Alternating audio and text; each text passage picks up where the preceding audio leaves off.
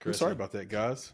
Yeah, I saw you gently sip that too. Yeah, right. You dipped your head down, and your sip was so gentle. It was such a delicate sip. Gotta make sure it's smooth going down. Don't make that chocolate melt.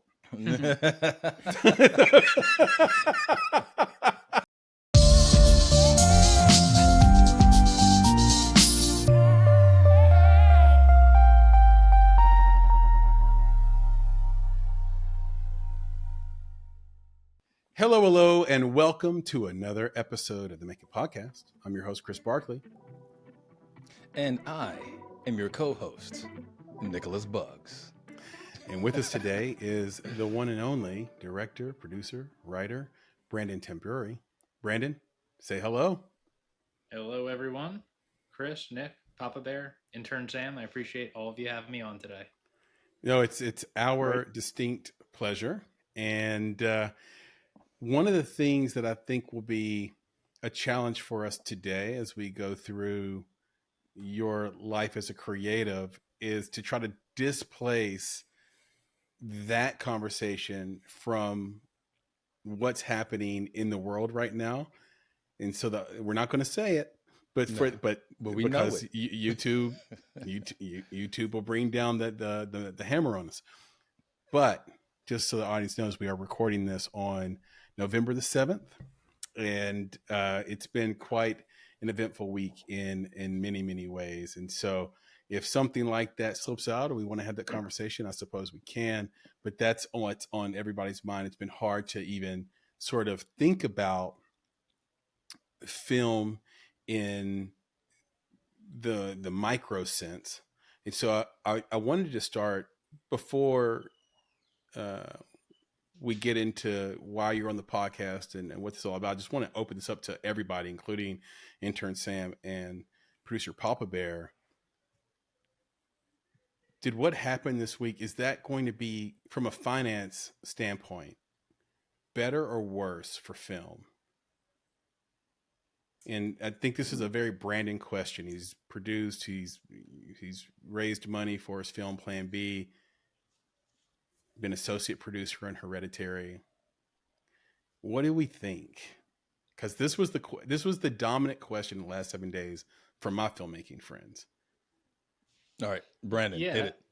Okay, yeah. So what I'll say, I honestly have no idea. My guess is, to be honest, it's been not great the last couple of years, I'd say. Mm-hmm. So my hope is that it's going to get better. I don't know if it really can get much worse. So I'm hoping that it can only go up from here. I saw the stock market on the 6th. I think there's a big basket of people who made enough money to fund 5 independent films in one day. I really did. There was a lot of people also. I mean, this was interesting because it was kind of the first to have a big gambling presence. Poly market. Yeah, I think that could lead to that as well, potentially. Yeah, a lot of people. Well, to me, I don't know if they made a ton of money. And the reason why is because the way gambling works is you make all your money on the long shot, not on the favorite. Yeah. So I think the person that won, again, who we can't say, but I think that person was the favorite. So I don't know if there was a ton of money made, but certainly, Sam, some money made. It's a good take. Mm-hmm. It's a good take. Maybe. He's considering. You're right. He's thinking. You thinking, are you PB? brooding? Like, what is happening? What is happening?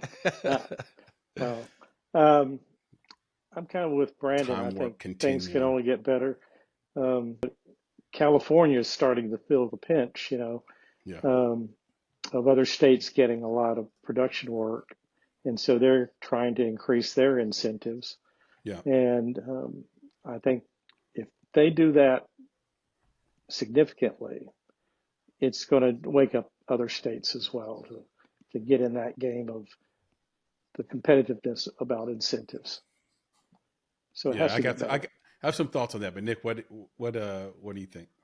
Yeah, I think that I don't think there's going to be a direct correlation I think that there's, especially when it comes to independent film gets its funding from a lot of, I won't even say investors, independent people, right? Yeah. People who High net worth are individuals. supporting, Yep. but people who are supporting their friends, their family, people that they believe in. That's where that money comes from. If you're talking studios, I think things are going to change with respect to maybe there's going to be some new studios popping up because I think that there's an appetite for different types of content. And I think that's what we're going to see, is that there's going to be some places saying, oh, we need to compete with Disney and the content that they produce. There's going to be some competition just in that space, I think. So it might be interesting. It might change the landscape if there is a market for bigger production houses and studios to compete with what we know today. So if you're talking about big production houses, now you're talking about funds that made a lot of money this week, because that's how they're funded, like massive funds. How well did BlackRock do this week? That'll be an interesting question. So let me get to the California thing later here, PB. I'll come back to that. But first, let's let Brandon give himself a proper introduction to the audience. So Brandon, tell everybody why you've joined us here on the Make It podcast, or what you're all about, what you're excited about, what you're working on now. So my name is Brandon Tamburri. I am a filmmaker. I recently co-wrote, directed, and produced a comedy feature film called Plan B. It was released on September 27th. It had a limited theatrical release, and then also it's on a bunch of digital platforms. It's currently on Apple TV and a few other places that I'll talk about a little bit later. And besides just making that movie, it was a long journey. I started my own production company. I have some experience working at bigger production companies in the past, and I learned about the podcast a couple of months ago. Really like what you guys are doing, and I'm excited to be on. We're excited to have you. And just the quick note on the California piece that Papa Bear is talking about, he's specifically saying that there's a proposal from Gavin Newsom that's going to double the film tax credit in California. It has some other features too. I think there was another really good part of it if it passes. That's escaping me right now. I think it might be you get to keep the if your spend didn't meet the credit, you still get to keep the money, the difference, which I thought was huge. The Producers Guild people, they were basically like, great, but what does this do for below the line? Like, let's get some stuff in for below the line. So anyway, hopefully you're right, PB. Hopefully it does encourage other states to be even more competitive, but there is a race to the bottom here where you allocate so much money to this, and then you start to get that taxpayer backlash, and then you have 10 years of dry period from the states. So it's a little bit of a balance, and we'll definitely see how it goes. But that, like you said, it's a good start. As far as your film Plan B, you're working with Premiere Digital, and Nick, I think I'm okay doing this now, right? Like, I want to just announce that. So we have a film that used to be called, and I guess is currently called, as of this recording, Another Version of You, that we are going to work with Premiere Digital on and change the name and sort of repackage it. And so I'm just curious, what's been your experience working with them? They got you a limited theatrical release and this full digital release. How would you grade them, just for the independent filmmakers out there listening? So what Premiere did for us, they were our international sales agent. So they came on board actually right around a year ago. We signed a deal with them at AFM of last year, the current AFM. Happening right now. Yep. Happening right now. So yeah, 1 year ago, we announced a deal with them. And at that point, it was just a fully independent film. So Premiere was the first company to actually come on board post the movie being finished. Mm-hmm. And overall, I'd say the whole process took a little bit longer than I would have hoped. They did find us a distributor in Quiver who they bought Quiver. Oh, okay. Yeah, really? They acquired Quiver. Yeah. Oh, okay. Yeah. Yeah, I didn't even really know that. So there might even be a different, a little bit of a different thing here. So we have Premier Entertainment Group is my sales agent and Quiver is the distributor. So for us, it was maybe Premier Entertainment Group is different from the Premier Digital you're referring to. Well, yeah. So either way, though, Premier Entertainment Group is working with Premier Digital because Premier Digital bought Quiver. Okay. Yeah, very, very interesting. It's all Premiere. It's all Premiere. Yeah, It's all, and here's the premiere of your movie just on the 27th. So there you go. It's all about premieres. Yeah, well, I'll say Premier Entertainment Group. They ultimately got us a deal with Quiver. They've got the movie sold in a few international territories. They made the movie poster that I thought they did an okay job with. And then Quiver, they were able to release it. I'll say, to be honest, the theaters that played the film was mainly on myself. So it was really, I gave all rights to them, and they were just going to do the digital release, and it was going to be on demand and things like that. And then I just asked them if I could get some theaters to play the movie, if it was okay. And they said, sure. It wasn't going to cost anyone any money. I just found not many. There was like 9 places played it. But film still festivals, a bunch right? some were film festivals and some were theaters, but a lot of them were set up through different film festival type organizations. And yeah, ultimately it was a great experience, I think, releasing the film, and people seem to like it that have seen it so far. So just hoping that more people continue to watch the movie and hopefully they like it. Nick, will you expound upon that? Yeah, well, I was going to ask. I don't know what did you mean by that? By film festivals? So that's one of the ways four walls. This is not in the festival. Yeah, tell me about this. Yeah, so Brandon can speak to that, but I know that's one of the ways you got it out was, they said, hey, you asked them, hey, you mind if I get it out there to to theaters, because they were just going to do digital, and this is before him thinking about like doing a festival run. This is part of his actual distribution. Yeah, so this is actually for the release. So we did actually premiere the movie it played at the Mammoth Film Festival, which was in March. That was before we had a distributor. Yep. We also had a screening at the Lighthouse International Film Festival, which was in June. And I was involved with that festival as a jury member because I am from New Jersey, live in New Jersey, and that festival is in Jersey. So I was a jury member, and we did a special screening of Plan B there. And then as the movie was coming out, Quiver announced the date on the 27th. And I really just called many film festivals that were happening within the 2 weeks prior. A lot of them they didn't necessarily make the movie an official selection, but they helped set up promotional screenings. Really? Several of them were actually at film festivals. Like, again, it wasn't part of the festival technically, but they were special screenings of the movie, which was great because it got to play in theaters. There was like one in Texas that had like 200 people go.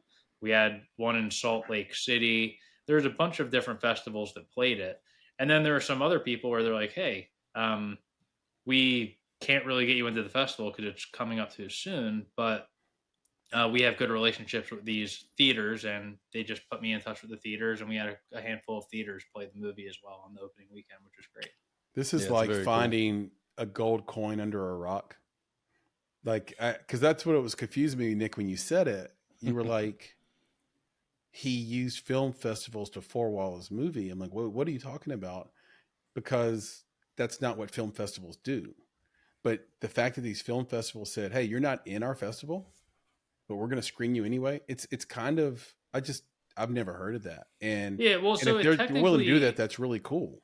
Really cool. I'll say technically, I don't want to say it wasn't part of the festival because the screenings were like set up by the festivals, but I didn't get like laurels. It wasn't like an official selection, but it was still through the festival. Yeah, it's very cool. And well, that's what I mean. Like you usually have to be an official selection to get on the screen. Right. And it's very cool because of the idea that having an official screening, it's exciting for people, right? It's not something that's part of the festival that's being judged, right, as part of that. But there's this thing that people think is special because it's going to be released in theaters and or even just on digital, and they get that pre-screening. It's exciting. Yes. It's a fun thing. That's why you had 200 people show up to your film. That's very cool. Yeah, and I heard about it through when I was at the Lighthouse International Film Festival. There was another movie that did the same thing, and they did really a promotional screening of it, and it was going to have a theatrical release in like a week after the festival. And I was like, oh, that's a great idea. I'm going to try to do that once my film is getting ready to come out. Well, I don't want it to be lost in the audience. Like this is a critical business move. Traditionally, when you four wall, you have to pay a flat fee to the theater, and then you have to go market to all your friends and family, and they have to show up to cover the flat fee, and then anything over the flat fee you split by some negotiated percentage with the door. But if you do it Brandon's way, I assume no fee. And so all these people see your movie and you didn't Yeah, have so to I'll do say that. that the downside, at least in these deals, I did not pay anything. I paid $0 for all these Exactly. places. I believe there was 9 of them. I didn't get to keep any of the money that they made from ticket sales. So that's the downside. If you are really Well, four-walling it, you can take the money, but it was very little downside. I just reached yeah. out Yeah, to festivals and theaters and said, "Hey, would you play the movie? You can keep the money." And they there's no a downside. lot of them didn't respond to my outreach, but several of them did play the movie, and it ultimately just helped with marketing. Yeah. Exactly. There's no downside. That was I'm, perfect. You know, I'm that with was a Nick great on deal this. for them. Yeah. And I think that incentivizes them to continue to do it. So that's why I'm saying there's no downside to that at all. I think it's a great way to go. And hats off to those theaters for allowing that and Those hopefully festivals. continuing in those festivals Mm-hmm. and hopefully Yeah. they'll continue to do that. That's very cool. Yeah, festivals have tight margins, so they don't do anything that doesn't earn $1, and so I guess in a way it paid off for them because they got to keep the door. But Yep. like you said, for the marketing, maybe next time you do that, you bring a merch table and sit it right outside the daggum door, and Yeah. sell people whatever merch you have for the movie. You know, that's another Nick thing. Nick talks about that kind of stuff all the time. I mean, like, how do you capitalize on the thing you're capitalizing on, right? But I think this is pretty novel and a pretty cool deal because I would say 10% of all filmmakers nut off of four walling. They just don't make a profit off of it. They usually can't make enough money to cover the flat fee. Yeah, So so a lot of times people are doing that and they're taking a big loss. This way, exactly. I didn't take a loss at all, and all I gained was people learning about the movie.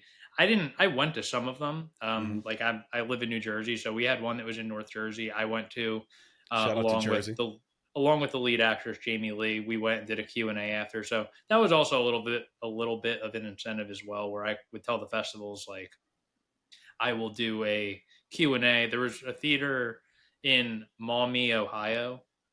They played the movie at their theater, and I couldn't go because it was like a 7-hour drive. You said But it's called Maumee, Ohio?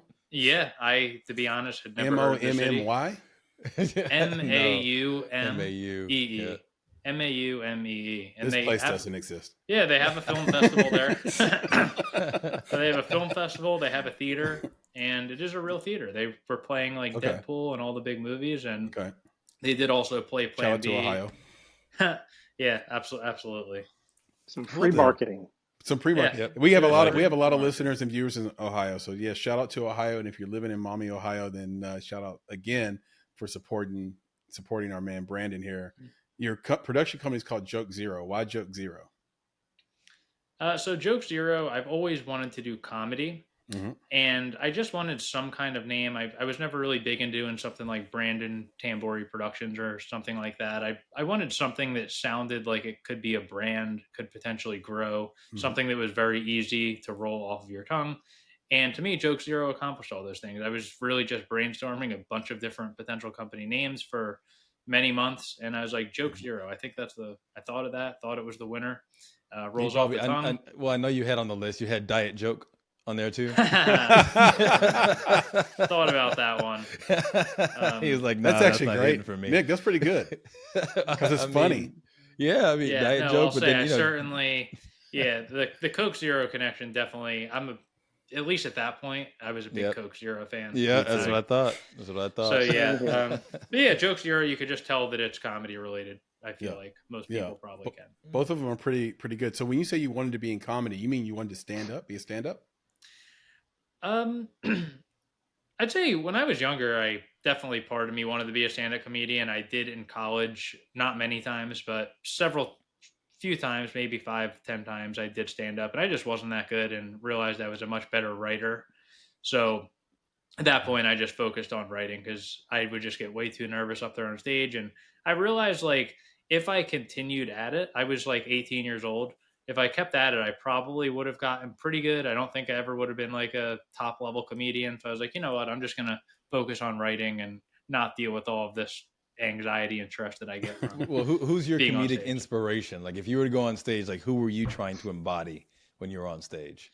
Well, I think that was also part of the issue as well, because I wanted to be like these recognizable comedians, and some people would be like, oh, you've got like a dry sense of humor, you should try to do something like this. And that's not really what I wanted to do. I wanted to be just like the loud, funny comedians that everyone loves. And Sam that Kinison. just something like that. He might have been a little bit too loud. I don't think I was going that much, but yeah, my stand-up career was very short-lived. Well, who in Got your it. family is the funny one? Your mother or your father? That's a good question. I don't think either of them are too funny, to be honest. Where did this come from?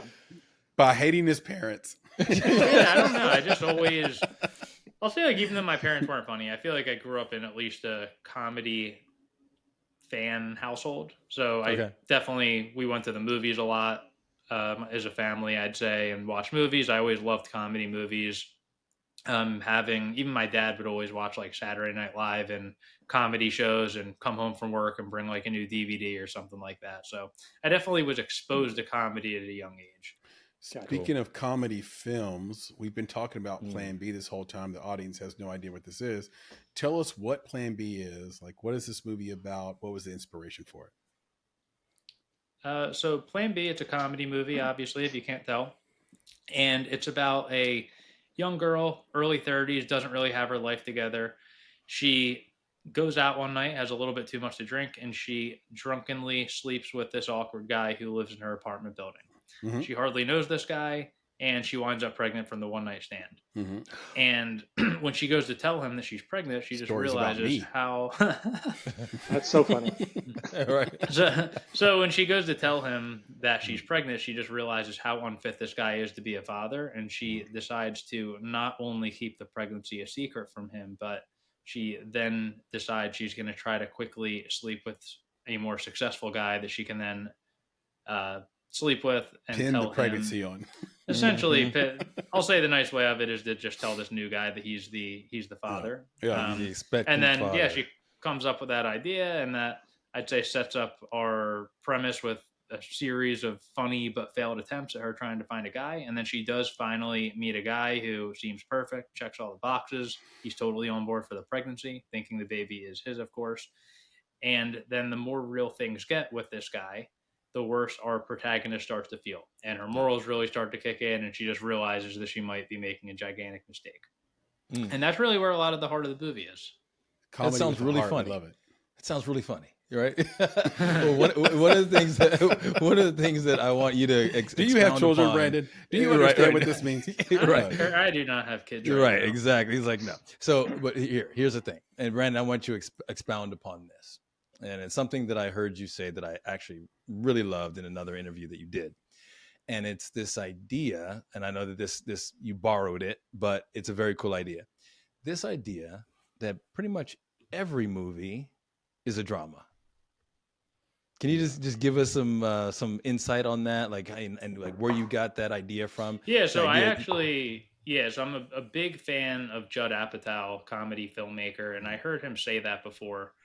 And I really, when I was in high school, even before high school, I grew up watching his movies and was just such a big fan of them because they're so funny, and then they also have so much heart as well. Mm-hmm. And that's really what I wanted to do with Plan B. I just wanted to make a movie that was funny, but didn't just have random jokes in them for no reason. Like, a lot of the comedy comes from these serious situations. Like, the plot of this movie, if I were to tell it to somebody with a slightly different way of delivering the plot, it could sound like a really serious drama. Could even be a horror movie, right? A thriller, something like that. So I think that at its core, my hope would be that Plan B would still be a good movie if I got rid of all the jokes. Who knows if it would, but that's really what I think I strive for, just making a good movie that also happens to be funny.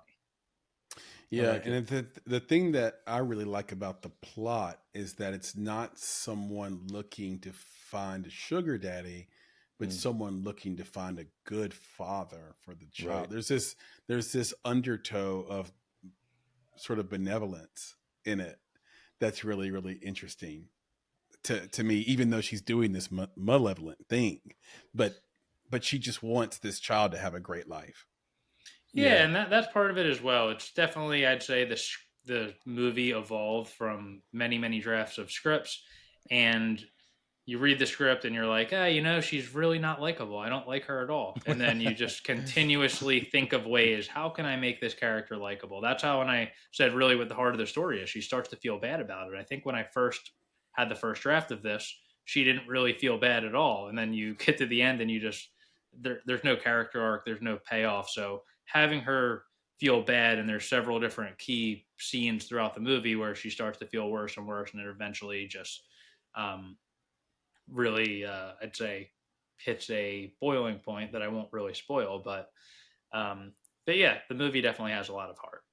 But so the next one that you're gonna do, the sequel, will be a horror, right? And she's just gonna kill all the men that don't work out, right? Yeah, well, wasn't that already a movie, Brandon? That came out a couple of years ago, Sam? What was the movie? Not Maxine, but the one that from the girl that did. Where's the movie where what's his name humps the grave? Sam. Saltburn. The director that did that did a movie before that made her famous. Promising Young Woman. Isn't that what Promising Young Woman is? Where she just kills all of her dates? I honestly haven't seen that. Okay. Yeah. See, because Brandon, it was an award. It was up for awards. Yeah, we don't watch horror movies, man. You gotta keep maybe it light. I could take that plot and make it funny. Why did you come up with this plot? Where did the idea come from for you? So for me, back when I was in college, I had a friend who really mentioned a somewhat similar pregnancy movie to me, or not movie, but at least an idea. And there was at least an idea there, but it wasn't fully, one, it wasn't fleshed out, but two, just something wasn't really hitting. And then as I graduated, the idea at least always stuck in my head a little bit. And then as I graduated college and was in the real world, I had some friends, people close to me who I saw firsthand become pregnant and deal with pregnancy in different ways. And I just realized how stressful it is to have a baby and deal with the pregnancy. And I was just trying to find a way of how to really make it funny. And that's really how it all tied together. That's really, really cool. Nice. And the ability to sort of develop a script around a thing that wasn't a lived experience, but a felt experience through your friend group is incredibly difficult. So kudos. Yeah, I'll say nobody that I know actually had the plot of this movie happen. So even more difficult. Yeah. But he's protecting the innocent. Yeah, that's how I'd say a lot of my writing comes from. Even if they're not things that have happened to me, a lot of the themes and even scenes, dialogue from Plan B and from other scripts that I've written are definitely from real life experiences. Got it. So for this audience, before we get into some audience polls with Sam, intern Sam here, is it true that you had 30 investors in the movie? And if so, just for the filmmakers and would-be filmmakers in this audience, what would be your advice to them on what's the right number of EPs? I mean, is 30 getting a little hairy, or what's been your experience with having that many investors and trying to track those dollars? It's definitely a lot more work, I'd say. I actually have 35 investors. I recently looked at the full list. So I have 35 investors. Wow. And that's a lot. It's a lot of people to manage, a lot of people to deal with. The positive is that there's not one big studio who financed the entire movie and has creative control and can control all the decisions. So although there are some of those 35 investors that did put in a decent chunk of change, it's split up between everybody. Yeah. So it's, I'd say at the end of the day, it was all these people who were trusting me. And again, it was more work to get 35 investors who were all putting in smaller amounts of money. But it gave me a lot more freedom, and a lot of these people trusted me, again, opposed to just a big studio or one big financier who was funding the whole movie. So I don't necessarily want to say the more the merrier, because what I learned is it's just as hard to get someone to put in $2,000 as it is to get someone to put in $20,000, just based on how much money that person might actually have. In a perfect world, I would love to just get money from one person, I'd say, if they were still gonna be a good partner. But yeah, the way I did it, I don't think I'd do it any other way. I got the movie made, and I'm happy with the final product. You know what I'm thinking, Nick? Yep. How would a guy like you, Nick, if you were one of those 35, how would you communicate to, let's say, your director, Brandon, some creative notes when you're one of 35? How would you do it? I'm just curious what your approach would be. I mean, would you feel, I don't know. Or did you feel crowded out or no? No, it'd be very easy, because I would walk up to his back door in the dark of night.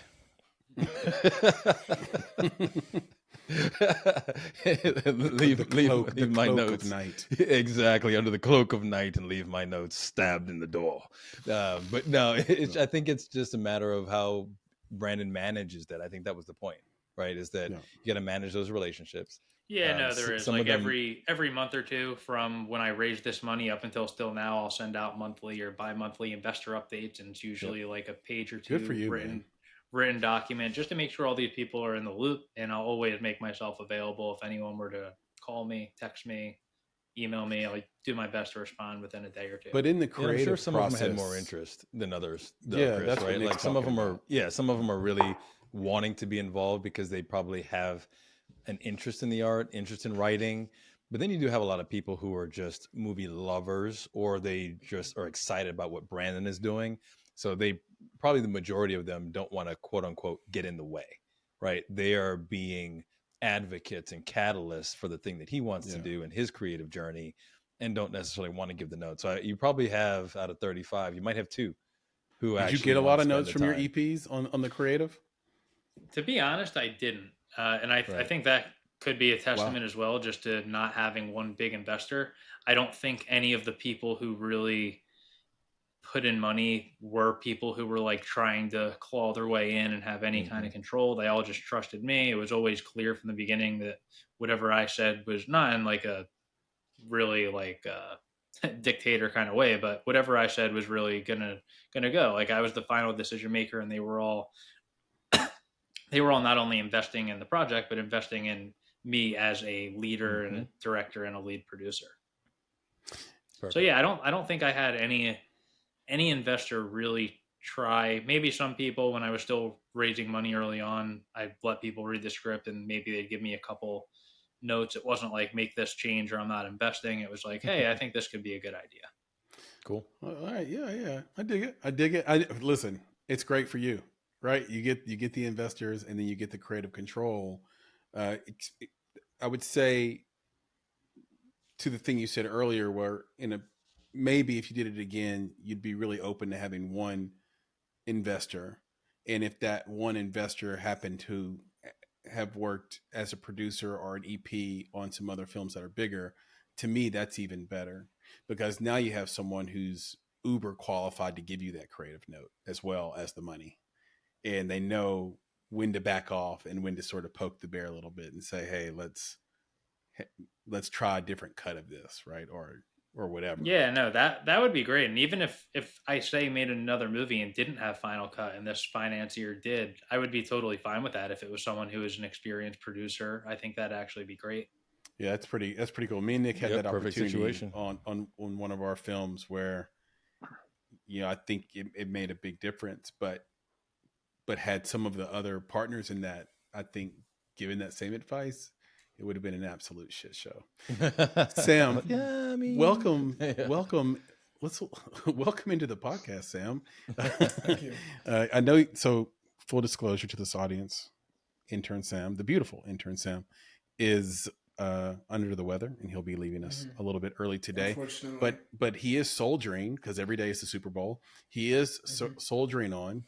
Every day is the World Cup. There you go, Nick. Are you happy? I'm about to say Super Bowl. What the flip is that? Yeah. So he is going to do our audience polls today, and I cannot wait to hear these. By the way, shout out to Jamie Lee, who is the protagonist that Brandon was talking about in his film Plan B. She's very talented, very beautiful, very good in this movie. Sam, hit us with your first poll. All right. So, Brandon, as you mentioned earlier, you are an appreciator of comedy and of comedy films. So for the first poll, we have, when were comedies the funniest? Okay. So each answer here is a different decade. And this is interesting, actually. The order here is not only how I presented it on YouTube, but it's also literally in, I guess, ascending order here. Huh. So coming in at number one are the 1980s with 61%, so kind of ran away with it. Okay. Then the 90s at 20%. Then the 2000s at 15%. And then in dead last, kind of, not really any surprise, are the 2010s with 3%. Wow. Okay, so we didn't tell jokes before 80. But Brandon, what do you think about that? So at least my personal opinion is that a lot of people are going to have certain thoughts based on like nostalgia and the way they grew up, things like that. Like people who really grew up in the 80s and maybe watched a lot of those like John Hughes movies or Ghostbusters and like Caddyshack, those kind of movies are really going to really just love those movies and probably say the 80s. I don't know if anyone's saying the 2010s just because I don't think there's that many. There's definitely some funny movies in the 2010s. Like I personally love the early 2000s. I grew up watching a lot of those movies. The Judd Apatow stuff, yeah. Yeah, exactly. 40-year-old virgin. Step Brothers, definitely some really good ones in the early 2000s. 90s has some really great movies as well. I don't want to say I was born in 1994, so I grew up with those movies to an extent. But yeah, I think that tracks a little bit. I would probably put the early 2000s up a little bit higher, though, me personally. Interesting. Nick, what do you think? Man, I was along the same exact lines. And what's interesting about it is that, and this is just me, from a writing perspective, like they were just better writers then. I just have to give it to them. The 80s, the 90s, it's the writing, the jokes, the character development. There was just to me, it was just so much better. As time went on, and this is before social, it felt like we were getting towards more social. So what happens in social media space is you just need a quick laugh, right? Because you're swiping. You just want a quick laugh. And I felt like when you mentioned Step Brothers, man, that's just quick laugh. Like that's just like, how many things can we do to these characters to make boys from the age of 10 to 19 laugh out loud? We don't need to really write these jokes. We need to slapstick the hell out of it, and it's going to be funny. And it's funny if you're that age watching that movie. And if you have masters like that. Oh, yeah. Driving the movie. Exactly. At that type of comedy. But for me, that was it. It's like the 80s and then leading into the 90s. The writing, man, it's just, those are great stories. Those are great jokes. Those are great characters. And that's why we can always go back to them. I think things like Step Brothers, like, yeah, it was funny at the time, but it's like, would you go back and watch Step Brothers? Maybe if it's on and playing. I would. But... Yeah, right. Yeah, college kids. It's a perfect college movie, like It's got a cult following, I would say. I would say Step Brothers. But it's a perfect college kid movie kind of thing, right? You put it on, but like, you're not Kentucky back Fried to movie. But back to the drama. Like the drama wasn't real. It was so contrived for the fact that it's slapsticky.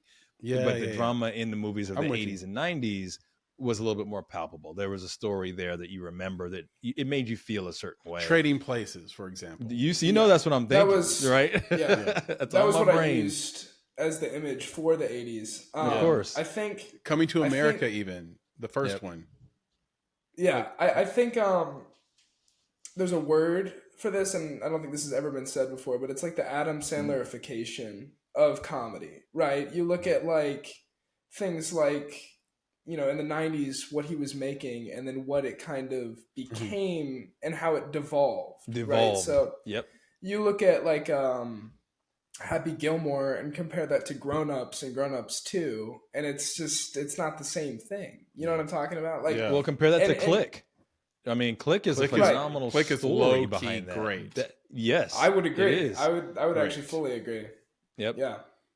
Papa Bear, did we Click, all? Click very underrated Adam Sandler movie, I think. Yeah, I think Yep. it's the maybe the most underrated Adam Sandler movie besides was it Bad People?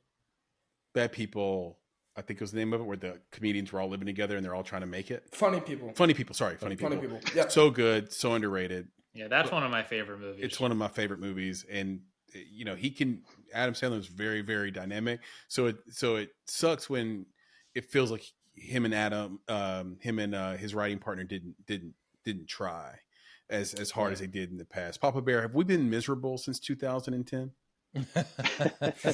Why aren't like it doesn't seem like there's? I think Sam's right and the audience is right when they polled this. Like, where did all the funny go in our lives? Writer strike. Well, There was a writer strike in there, man, and everything just fell That was apart. in 08. That was 08, 07. That's what I'm saying. This is the 2010s. I know. That's what I'm saying. Wait, 2008. For And 10 what I'm saying- years? That's what I'm saying. It was after that happened, I felt like there was just a big downturn. Nothing was the And same. we never came back. We never got back to it. So PB? I'm gonna say never. There obviously there have been some shows that have been phenomenal since, but it's I feel like it's the swell isn't there. There aren't as many. But PB, sorry, I stepped on you. I thought your point about social was really good, though, by the way. that's yeah. My first immediate thought was, I wonder what the age demographics are on people who answer polls on YouTube. But the misery issue might be a factor because I would say I would agree with how the poll came out, but I would add the last half of the 70s to the 80s, from the mid 70s to the 80s, funnier because think about what was going on from the mid 60s to the mid 70s. We had several key assassinations. We had the Vietnam War. We had Nixon with his shenanigans. So the country was going through some misery, and it took until the mid 70s when Saturday Night Live started. Other kind of iconic comedians came aboard, and so I think things were funnier from the mid 70s through the 80s. That's a really Richard interesting Pryor, point. Eddie Murphy. You had the Jerk. Yep. Three Amigos. That movie, Three Amigos. Dude, that's a really great point, PB, because I didn't even think about the shows because to Brandon's point about the 2000s. So you have SNL running the whole way, and then you get Chappelle's show that just blew up. And then Chappelle didn't want to do the show after 3 seasons, and Comedy Central replaces that with Key and Peele, which wasn't just a replacement. It was like also incredibly awesome. Now in the 90s, I know we had In Living Color, and we had Mad TV, and we had Kids in the Hall. So we had a few. Kids in the Hall have an epic skit called Ass Pennies. Editor Kate, please put in Ass Pennies right in this moment. Oh gosh, Just not the man. whole thing, but maybe just the punchline to the skit takes me Ass back. Pennies. I laugh at you before you can laugh at me, because your pennies have been in my ass. It's chef's kiss. Thank you, Kids in the Hall, for making Ass Pennies. yeah. But anyway, I think it was Kids in the Hall that did that. Anyway, we had all that comedy that came into the 2000s, to Brandon's point. So it wasn't just the Judd Apatow movies and comedies like that were trying to compete with him, but these shows too. And maybe we are going, Papa Bear, through a time of international misery, and we may come out of this with an all new SNL, all new shows, We need a Another new Judd SNL. I'm Apatow. sorry. We Yeah. need a new SNL. I need somebody else to build me a new SNL because I can't with this one. This is not working for me. Yeah. These people aren't Yeah. as funny as they were. Well, they back had to then. bring I'm back like, Dana Carvey. They bring back Dana agree. Carvey, and Mm-hmm. he immediately is the best cast member on the show. Just That's to what your I'm point, Nick. saying. That's what I'm saying. So I need Dana I need them to Carvey's do that again. immediately the best cast member. We need that. We need that in our lives. I'm voting for that. Like, Yeah. I'm on it. Let's make that happen. Let's make it happen. Okay, Sam, do you have another poll for us? I do. I have one more poll, and it's simple. It's a simple poll, admittedly. But what is the best streaming platform for watching movies? So it's kind of twofold, like both UI, but also just general kind of library. So UI, pretty, UX, and library. Got it. Yep, yeah. So pretty unsurprisingly, Netflix ran away with it. Really, at the end of the day, here That was 83%. surprising to me. Yeah, I thought that was kind of wild because it's not my choice. My choice isn't even next. It came in third. So Prime Video came in second with 11%, and then Max at 4%. Yeah, I picked and then- Max. Yeah, I think Max is the best, and then Mubi, which is also great, at just 2%. Shout out to Mubi. Mubi plays our film, Another Version of You. Go ahead, Sam. Yeah, Mubi's great. I think really what this kind of came down to is like brand, right? Like everybody The power knows branding, Netflix. You know what I mean?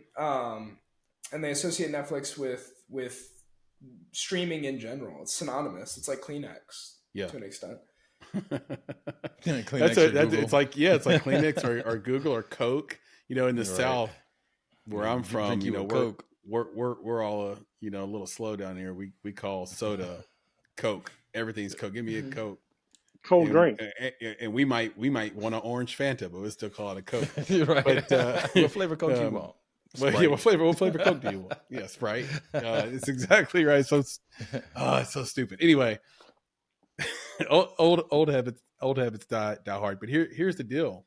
You didn't even include Apple TV Plus, Sam, which I think is show for show the best streamer. Show for show. It's not better than, I'm not saying it's better Yeah, than we're doing Max. movie for movie. We're doing movie for movie. But also, show for show and movie for movie. Like they had Coda.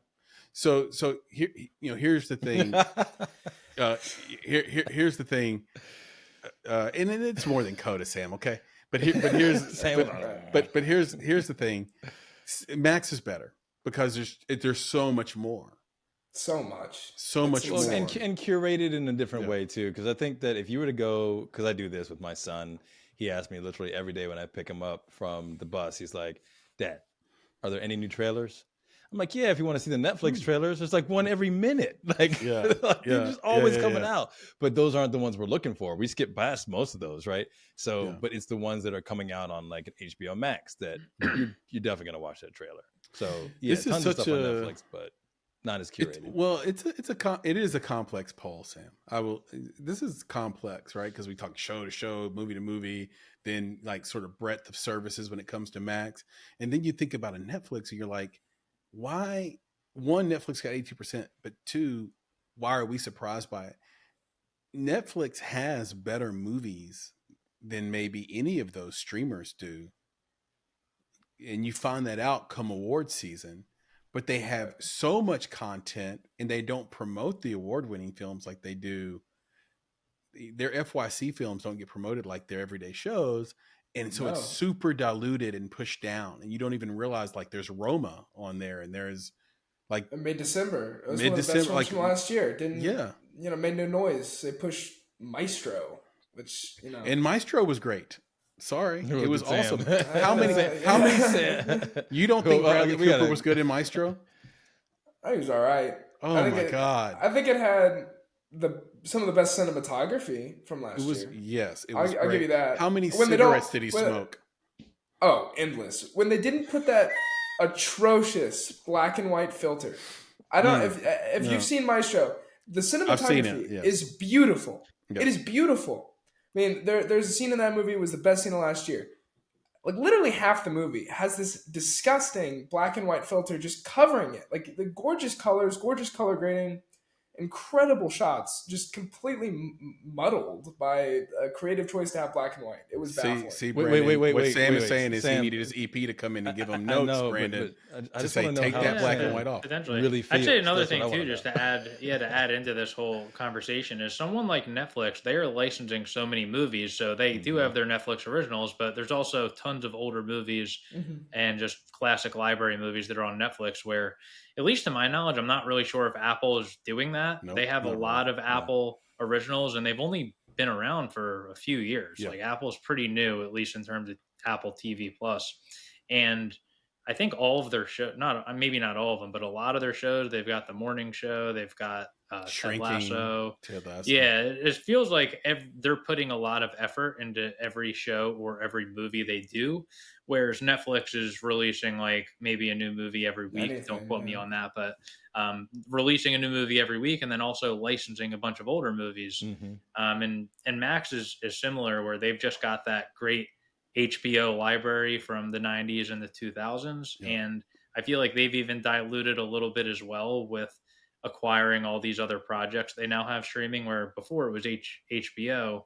They had HBO Go, I think, was their original one, and then they went to HBO Max, and now it's just Max because they didn't really want to confuse everybody. And also, they're I think, maximizing all the content into one. Wow. Wow. Womp womp. Very There you good. Well, yeah, Sam, well done, man. I like those. I like those polls, and I had to put one out there, man. Wait. I was gonna say I had to put one out there on YouTube today, and I just wanted you guys to know that today, if you didn't know, I'm gonna tell you. Okay, today is Hug a Bear Day. Just in case you didn't know that. So we are Today all is Hug a Bear Day. We all need to hug a Papa Bear. I thought That's today was right. National Cappuccino Day. And Hug a Bear Day, and National Men Cook Dinner Day, and and it's One day, There's, yeah, Women hate that. Packed. You're right. Why don't, hey, Papa Bear, will you reach out to the U.S. government, please, and then see what the process is to. This is what we have a senior producer for, and reach out and see what the process to get a holiday is for like us. Like, it's a It's gotta be easy. National Podcasting Day or something like that. I'm sure that already exists. Yeah, exactly. 100%. It'd be It National just Make It happened. Day, bro. Well, Yeah, Papa Bear, need- just yeah. figure out like how we get our own day. I think that's that's key. I wanted to a good hear, goal. Brandon, before we leave this topic, what's your favorite streamer? Because you gave the opinion, but you didn't nail down one. Yeah, I think I was actually gonna go towards Apple Really? TV, Apple TV Plus. I think just because they're focusing so much on good content, whereas a lot of this other stuff, like you turn on Netflix, and even myself working in the industry, I've never heard of like probably 75% of the stuff that I'm seeing pop up on Netflix. So I think just Apple, a lot of people watch those shows and subscribe just for the originals. But I will say, I do like, I have pretty much every streamer. I like a lot of them. Even I'll give a shout out to Peacock Oh yeah, as well. for sure. Especially I'm a WWE fan, and they've got the WWE There stuff you on go. there. I know they're going over to Netflix soon, so Peacock's going to slide way down my list once they move over to WWE.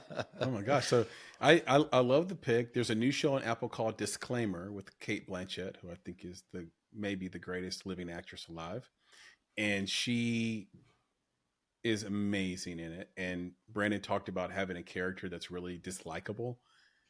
This is a very dislikable character on the front half of this series. I recommend Disclaimer to anybody that has Apple TV Plus or is interested in it. And if you stick with the status quo here, with the consensus of Netflix, we put this in our newsletter. I highly recommend watching the movie It's What's Inside. It's What's Inside. It was purchased at Sundance for $17 million, and it was made for $2.5 million. So Is congratulations. that the latest to movie in the Alien series? Is that what It's that What's is? Inside. That's the latest. It's the latest movie in the saga of the chocolate studs. Yeah, right.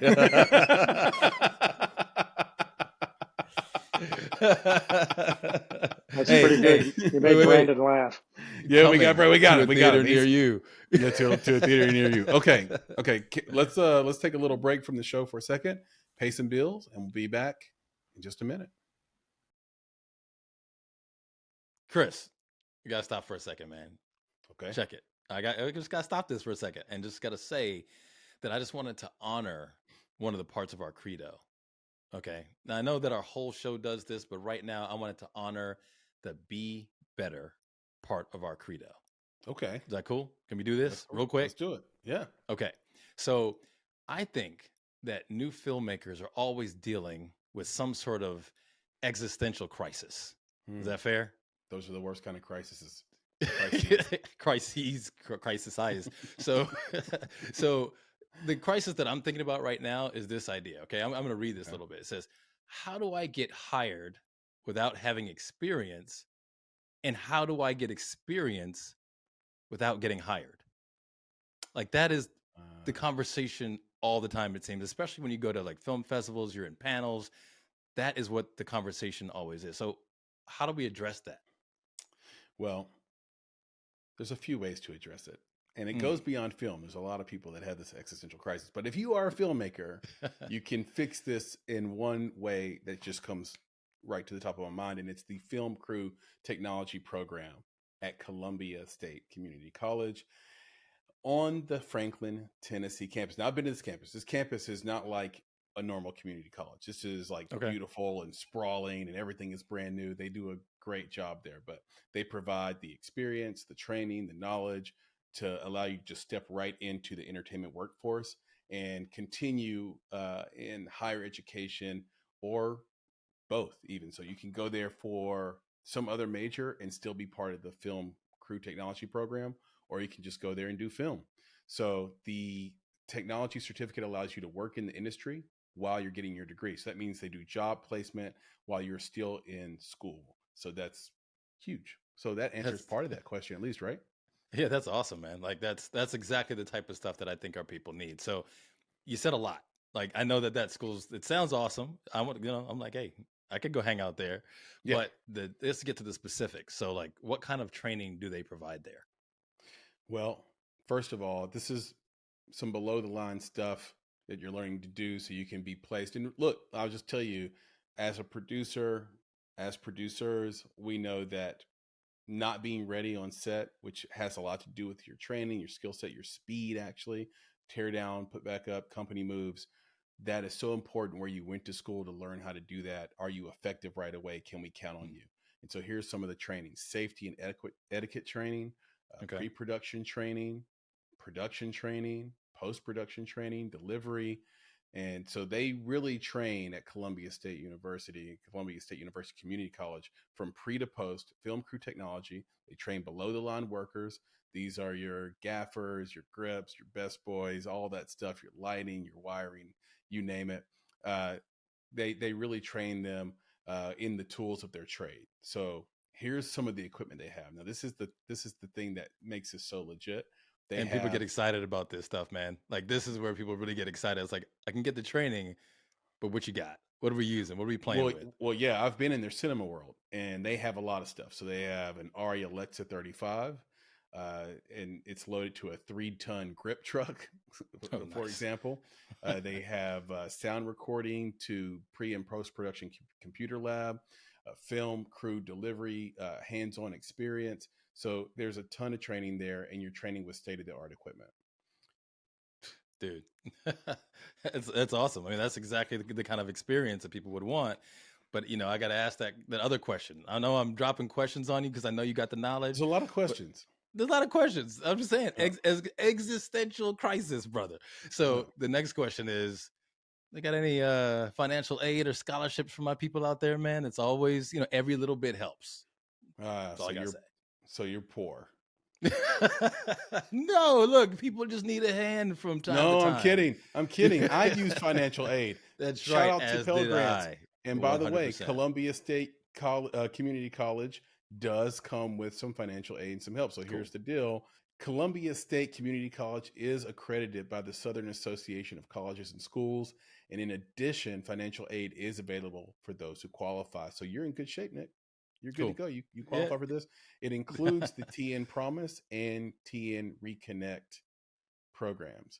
So again, this is a campus in Tennessee. It's sprawling. It's beautiful. You don't have to live here to go there. We just want to let everybody know. Enrollment begins each fall semester. Space is limited. Now, this There is you the go. key. I was going to ask. You want that I was gonna experience. ask. You want that experience. You're having this existential crisis, but you have to act fast. You got to do something for yourself too. And that is what the film industry is all about. It's about putting your head down, going to work, doing something for yourself. So don't wait. There's 20 students each year. They only take in 20. So you need to apply right now. So for more information, you can reach out to friend of the podcast and our friend as well in our personal lives, David Smith. He's the FCT program director. That's the Film Crew Tech program director. You can call him. What a bold man. He is going to let you call him. 615-790-4410. Again, reach out to David Smith, the FCT program director, 615-790-4410. You can email him if I know the young folks today, Nick, they don't call anybody. They don't talk on the phone. Folks today. All right, so let's get an email address going. Yep. david.smith@columbiastate.edu. Columbia spelled COLUMBIA state.edu. And if you just want to, if you're already convinced, if me and Nick have already sold you, just go straight to the website, www.columbiastate.edu/FCT. Again, that's www.columbiastate.edu/FCT. And when you get there, click on Film Crew Application. Remember, slots are limited. There's only 20 spots. Go do that right now. www.columbiastate.edu/FCT. What's up, folks? This episode is sponsored by DUER. Now, check it out. I know Chris looked at me. He was like, "What?" Well, doer? the way you said doer. You're right. Exactly. He's like, because I'm a doer, bro. I'm a doer. Doer where? That's right. Doer. Doer I'm a when? doer, right? Yeah, I'm a doer. So, but here's the deal. It's DUER, right? Not DOER, even though the pants that they sell, because look, DUER is all about, what's their slogan? Is like the world's most comfortable pant. And when I hear some stuff like that, I will tell you off the jump, I'm like, I mean, really? Like, you went that far? Like, it's big. It's like when Chinese restaurants say they're Chinese #1 restaurant. There you go. They're all number one? They're all number one, right? Yeah. But I have to give it to them because I actually do have, like 2 pairs of these pants. And it might just be my most comfortable pants. Like, I was kind of mad about it. Because you know that I have the inner doubt first. I'm like, how you gonna say you're the most? And then I had to eat my words, because them dang pants are so comfortable. So I ended up getting 2 of the pants. I got like the stretch canvas pants, but I also got a pair of the what were they? Oh, they're like a denim, and I think you got a denim too, right? But those stretch canvas, man. So I was telling my wife about them, and I was like, for real, they got the name right, which is DUER, because legit, like, these pants are for people who do stuff. Yeah. And she's like, what are you talking about? Everybody does stuff. I'm like, no. I'm talking about people who do stuff, like people who got to like run up and down stairs and not worry about those tight jeans that you got to waddle in. The people who get up under trucks and have to change oil, because I got a truck, got to change the oil. I can wear the same pants. And if I decide to go out, I might just wear the same pants. Yeah. Because they look good. Yeah. So, I'm over here geeking out on some. I like them in the sage color too. They have them in black, but they also have them in, like, I guess it's called pine officially. That's the one. I got the pine, man. It is nice. The pine is nice. That's a nice color. Yeah. And because it's different than your normal denim that you would get, right? That denim blue. And if you get that pine, it sets off the outfit just right. Yeah, I think they're great. So I'm totally with you on this. I had a pair of the denim, and I wanted to test them out. I wanted to put them through their druthers here. And I recently came back from a trip to Tulum, and I wasn't there walking around the beach or doing the influencer thing. I was actually down there walking around construction sites. I was down there in the mud and in the rocks. And if you've ever been to that area, you kind of know they have a bunch of cenotes and a bunch of sort of wildlife and nature. There's like jaguar signs on the streets, Nick. This is what I'm talking about. So wait. So you were wearing the right pants just in case you had to run from a Jaguar. Right. I wanted to test, was I wearing the right pants in case I had to run from a Okay. jaguar or a spider monkey or whatever. And let me tell you, man, no joke. I am so impressed by the denim. They feel like you're wearing sweatpants on the inside. And unlike other companies, they actually feel like denim on the outside. I've had these other companies sort of quote unquote denim before, and they're not denim. They don't feel like denim. They just look like denim. They're not actually work pants. They just kind of look like work pants on the picture. And when you get them, they're just sweatpants. They're just glorified sweats. Like jeggings. Not these. Not these. I really appreciated how flexible they were, how durable they are. They're legitimately durable. Like, these are hardcore. I could have been a 49er in the late 1800s panning for gold in these jeans. Right. Really, really wonderful. The other thing I'll say too is the style and flexibility are way, way up there. If you're a guy like me, like right now, I'm like in between weights, and it's the worst thing for your wardrobe because nothing quite fits right. But these fit wonderfully. They stretch when they need to stretch, and if they don't, they snap to the body. And that stood out to me as well. Like, well, let me jump all of a on sudden, that, man. this is like the best looking jean I own. Yeah, Suddenly. right. So that stretch though is legit. So I want to talk about that too, because you get that waist. Well, you get the pants where like they're a perfect fit through the thigh, through the calf. Yeah. But like right around the waist, it's like too tight. So then you got to do that thing. You just got to hop up and you button that sucker. If you're me, especially. Yeah. Exactly. But these have that stretch in the waistband. So then you can just pop them on like nothing. And then it fits the way it's supposed to fit throughout. So anyway, to be honest, I don't think I've ever talked this much about a pair of pants. So I'm going to stop now before it gets ridiculous. I have talked about clothes this long before, but that's par for the course for me. Yeah, but for an outfit or something, that might be a thing, or those, where'd you get those sweaters from, man? What was like some wool from Iceland or something that you used? No, from the Sherpas in the mountains of Turkey. Yes, they're not even allowed to. They're not even allowed to touch the wool's, the sheep's fur with bare hands. They You're have to wear right. gloves. Got it. Made of my sweaters. The sheep's wool. Yeah. So anyway, I'm not gonna go on and on because I feel like I already have, because I don't want people to think that like we're going over the top. I just want to tell you that if you need comfortable pants, okay, that's the first part, right? Comfortable pants that look good. Like these aren't, like you said, they're not just sweatpants. They're not just your cargos or whatever that you're wearing for work stuff, but they look good too. But then also I think that there's just a durability to them. Also that part to me is important because these are high quality pants that can last you. So that's the other thing, is that you want this stuff to last. So that's for our people out there, our audience, who we always say filmmakers are people too. You guys are doers. You got plenty of hats that you wear in your lives as family people, right? You got kids to raise, you got mouths to feed, you're on film sets, you're doing, all the stuff you got to do at home. I'm just saying, right? All that stuff. Yeah. You could legit do the same stuff in the same pants. You don't have to keep switching. All right. Tell the people where to get this stuff. Where can they buy I'm going to tell them, man. All right. So to get these pants that I can't stop talking about, you want to go to shopDUER.com, and that's DUER.com/make it for 20% off. So again, shopDUER, DUER.com/make it to get 20% off these super comfortable pants. Go get you some of those denims, go get you some of those stretch cargos right now. Perfect for set. And back to the show. Welcome back to the show.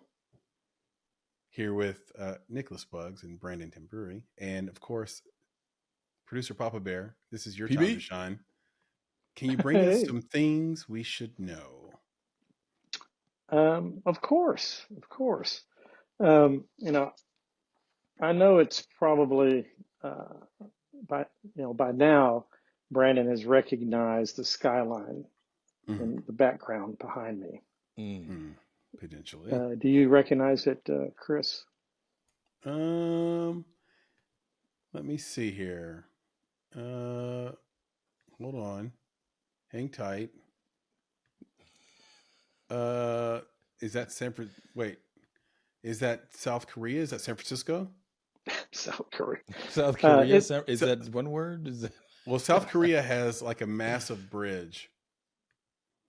And I'm having to expand your screen so I can see everything in the skyline right now. All right, what is it, PB? No, this is Philadelphia. Philadelphia. I hate this bridge.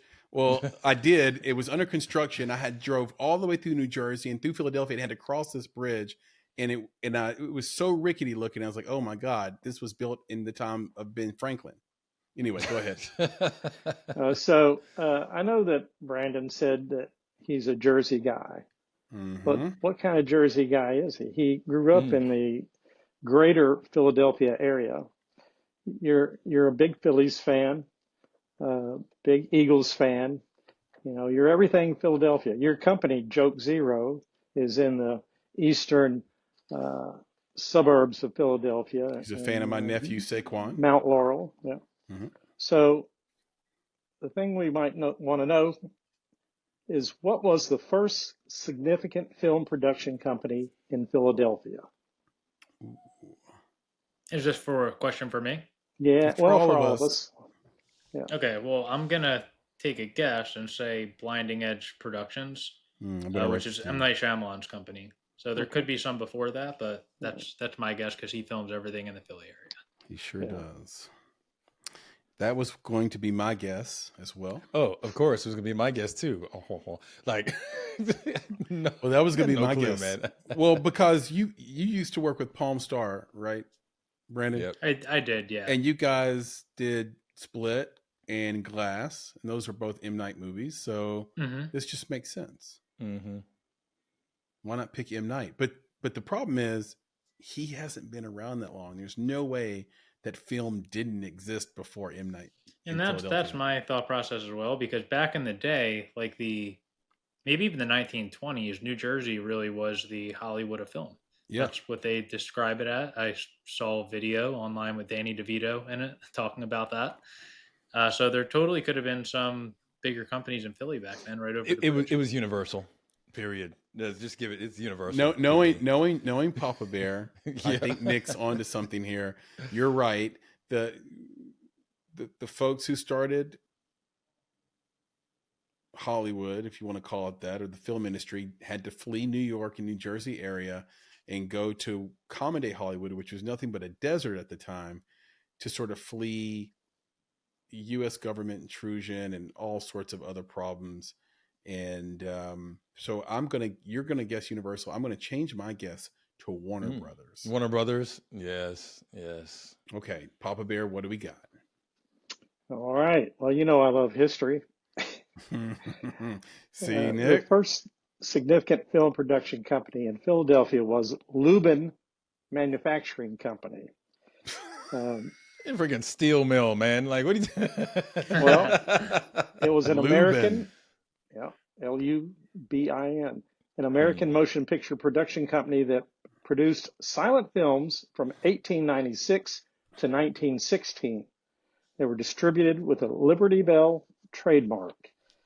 Wow. Sigmund Lubin built his massive Lubinville studio complex in North Philadelphia in 1910. Here he could work on up to 5 films simultaneously. He made 3,000 films throughout his career. Wow. Oh, wow. But many of them were lost to a fire in 1914. Oh, no, of course. There's always a fire. It's always a fire. Hey, half of Nashville was lost to a fire in 1925. It's just like fires, man. We didn't have fire under control. Quick story about that, just to your point, Nick, about like there's always a fire, right? Like the reason why the LA Dodgers are called the Dodgers. Do you know this story, Brandon? Do you know this story, Nick? Papa Bear? I do not. They used to be in Brooklyn. I think probably everybody knew that. The Brooklyn Dodgers. Yeah. So back when they were the Brooklyn Dodgers, as they were forming, we were getting the trolley system. It was electric. And the lines were everywhere. It was complete chaos.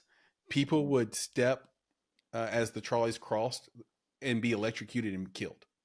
And so as you cross the road in New York, you would dodge these volts and these trolleys.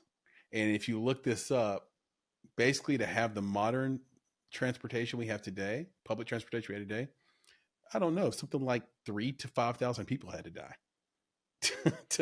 Alrighty then. to get the system we have. And they were called the Brooklyn Dodgers. So we memorialize this by calling them the Dodgers. Wow. Dodgers. The survivors of the Dodgers. Got it. Mm-hmm. We're the LA Dodgers today. They had to dodge those shout out to the trolley Dodgers cars in to get the to the World stadium. Series. Huh? They had to dodge them because they didn't understand. Now, I'm not an electrician, as you can see, but and very quickly here, I noticed that right off. they You're didn't right. they Immediately. didn't understand It's negative so and obvious. positive. They didn't understand how to switch from dead to Didn't Aha. understand grounding. grounding. Okay. Yes, that's what it is. Thank you.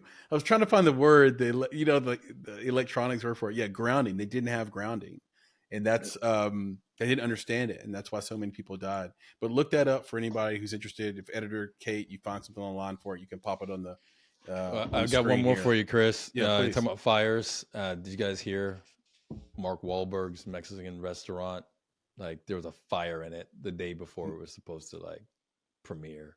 That's Like, this crap. just happened. Was it I feel arson? bad for Was him. it arson? I don't or know. was I it a haven't kitchen heard the whole fire? story yet, but I just caught it today. And you said fire. I was like, oh my gosh, literally just heard it today that he's got a Mexican restaurant. It's like supposed to like do the ribbon cutting and all that, and then like the day before, fire in his restaurant. I love Oh, Mark hot food, Wahlberg. That sucks spicy. for him. Yeah, it's Right. very, very sad for Mark Wahlberg. Yeah, Yeah. man. He's the Love man. love Mark Wahlberg. He's been solid his whole career, and Yep. this is why we have business insurance. Although no amount of return funds can sort of make up for that. So anyway, Papa Bear, what's the name? Wait, it's Lubin Industries, or was it Lubin? Lubin Manufacturing Company. Manufacturing company. That's what I'm Manufacturing saying. company. It's I'm going to it's write like that down. a Lubin steel mill, or they're making cans. Manufacturing Company. Yeah. Papa Bear, you did it again. That is definitely a thing we should know. And Brandon, you have producer Papa Bear to thank for your next icebreaker at your next gathering. That's right. I should know that. I've lived in Philly I'm in Jersey now, but I did live in Philly for a number of years. Went to college in Philly, Yeah. and College there. Yeah. yep. And St. when I was Joseph. saying I was St. Joe's. yeah, Yep. Shout out to St. Joe's. Shout out St. Joe's. And when we were talking about the company name, you never know that like manufacturing industries and stuff. That's good for film production companies nowadays too. Yeah. For anyone looking to name their company. That's a Yeah. good, a good call. Papa Bear, thank you for that. Sigmund Lubin. Shout out to Sigmund Lubin. All the Sigmund. films he lost. Nick, Yeah, it's a lot. do you yeah, wanna, man. are you in the mood to hit Brandon with a bunch of rapid fire questions? Rapid fire. here? It's so funny. I don't You know said if you, I don't know if you have a way to say this yet. no, Do you have bro. a- You do you said have a you way to said- scare you said him hit him with with this? it. You ever see? No, you said hit him with it. He already backed up. I saw he was like, "Whoa, no, we're not doing that. It's not this kind of show, bro." Right? You know, it's funny. I was thinking about it because we called it rapid fire. I was like, "Man, this is the John Wick Q&A." You know, John this Wick this is Q&A. rapid fire, bro. And I Yeah. did go see the John Wick in the theater last Did night you? for the 10th anniversall. And With your yes, boy? Chris, I took my boy. He was so excited. Yeah, Did- it was awesome. Did anyone call social services Not at all. on you? Boy's 13, man. He's good. He's good. All right. Hey, shout out to whoever yeah, did the he's- Foley and the edit in John Wick 4. There had to have been Well- a million pieces of Foley in that film. Period. Yeah, there's but No question. dude. Just all the and it- bullets that hit the ground and all the glass When it that comes out of the explodes. jackets and all that stuff, it's just all of It's a them are work. It's a work of art from an editor, from a story standpoint. It's not great, but from an editing standpoint, it's one of the best edited films I've ever seen. phenomenal. Period. Well, they're all beautiful. Yeah. All right, man. Brandon, you ready? So I got I'm to ready. yeah, man. I know Born you are. ready. You're born ready, right? So I got a couple of questions based off of what you've been doing specifically with Plan B, right? We're all going to bring it back to Plan B. We want everybody to watch it on all the streaming platforms. Heck yeah. But we also want to kind of get the audience excited about how you made this happen. And then also part of what we do is also the educational aspect of it. So this is more like a how-to, and we'll just kind of run through them. So the first one is, what are the two most important things that you learned as an associate producer that prepared you to produce and direct your own film? Two things. Yeah, so just for more context, you mentioned it a little bit. I was an associate producer on the movie Hereditary. I would say the most important thing I learned is just how to make an independent film. So Hmm. even though A24 really did an amazing job releasing Hereditary, it was done completely independent, and A24 uh, essentially acquired the finished movie. So I got to learn how to not only make a film creatively, like with developing a script and also like editing and how much a movie can change in the edit, but also all the business aspects as well, like how to manage a budget and things like that. And again, I wasn't the one actually doing all of these things, but I got to work with a really great team. The crew for Hereditary was fantastic, and I got to learn from a lot of people. Um, I'd say the second thing I would say is um, really probably just how to direct. I've been involved with a bunch of different movies, but that movie in particular, the director was Ari Aster, who has since gone on to be a Yeah. really a top level director, I'd say. Yep. And getting to work with him was definitely a much different experience than working with some of the other directors I had, because nothing against other directors, but you could just tell talking to Ari that he was like just, I don't want to say like smarter than everybody, but at least like his movie knowledge was insane. Like I'm definitely not even close to to that level. I'm on the other lower end of this of the spectrum that I mentioned. But just getting to just be around somebody like that definitely was just an amazing experience, and I feel like I learned a lot about how to direct the movie and maybe certain things you should stick up for in the editing room and things like that. No, that's great. And I think the reason that's so important for the audience is that you got all of that in a position that wasn't that, right? You don't have to be a director to learn about directing. You can work with the team and learn these things, right? Being a Mhm. producer, you don't have to be the producer, right? You could be the assistant producer. You could even potentially be a PA and gain this knowledge, because you have to do all these tasks that producers have to do. And if you're doing your own film, well, chances are you got to wear a lot of hats. So having worn the hats that you wore really sets you up for success for Plan B, which is really cool. All right, the next one. How did you learn how to make a budget for a film? So I'll say that I never actually made a budget when I worked at Palm Star or Mm-hmm. National Lampoon, but I was exposed to some budgets, and I honestly learned from YouTube tutorials. Mm. So I knew that Movie Magic was the software that all line producers in the industry use for movies. So I had reviewed budgets before. So once I decided I wanted to try to make a budget for Plan B, I downloaded Movie Magic, and it's actually on Movie Magic's YouTube account. I believe it's probably still on there. They have amazing tutorial videos on how to use all of their software. So I really just watched their videos. They're long, but they're worth it. Mm-hmm. You can sit down and have no knowledge on how to make a budget, and they really teach you from scratch how to actually go through and one, design the budget, and then I'd say I did have some knowledge beforehand of like what certain things are going to cost, but in terms of actually making the budget, I learned that from YouTube. That's awesome. And that's the platform where we try to Cool. give Yeah, this man. knowledge, right? So Yeah, that's any perfect. anybody listening right now can go on YouTube and look up Movie Magic and watch not only how to make a budget but also how to make a schedule, because a schedule Oh, is something that was even more, I don't want to say more difficult, it's certainly more time consuming because you're trying to figure out how long it's going to take to shoot individual scenes and things like that. Mhm. So a budget is something that I at least was exposed to on other movies, but a schedule I was essentially going in blind. I really was not involved in schedule like Hereditary. I had nothing to do with the schedule for that movie, and other movies I had nothing to do with the schedule. So I learned a lot from from YouTube. and if you do Heck yeah. that, then do you need a Great. sample script, or at least a script that you've done kind of ready in order to get into that scheduling piece, right? Yeah, so the way it works, if you actually wrote the script, or if you know the writer and they can send you the final draft version, you can import the final draft file into Movie Magic, and that makes it much easier. Got it. Yeah, I was thinking that if a person was learning how to do it and didn't have a script, they could probably just download one, right? Just get a script and then use that as their test bed to make that happen. That's Yeah, awesome. and from what I remember, Movie Magic also has some templates that you can download. Tons Okay. of templates. Yep. And it would just be like generic, different version of generic budgets. And I really haven't made a new budget for probably over a year, but it's, at least the program that I have, I never updated it. There's probably a newer version of Movie Magic out now. The templates Gotcha. you really need, they charge for, but you need to, if you need it, you need it. Yep. Yeah. Cool. All right. Number 3 of 4.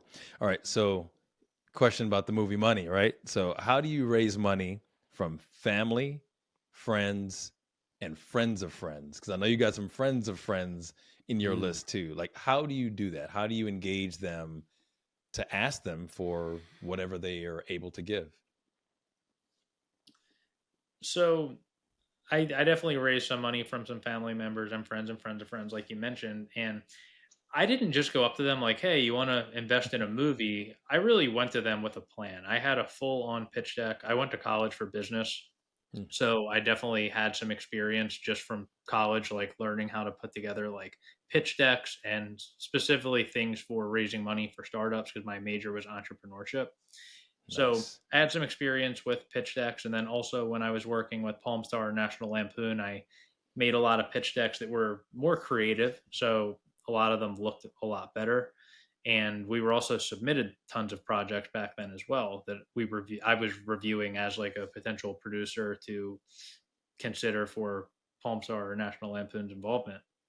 So I at least knew what like the industry standard looked like in terms of pitch decks. So I was like, okay, I just need to make mine look as good or better than these.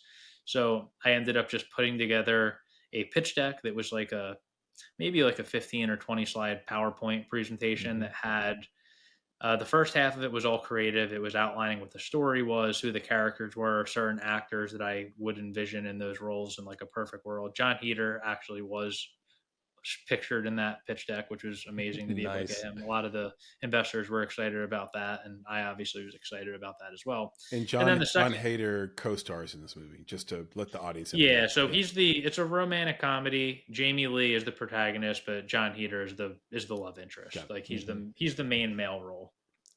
And yeah, the second half was business oriented. So it went into like, this is our budget. This is what we're going to be spending our money on. This is how we're going to execute the movie.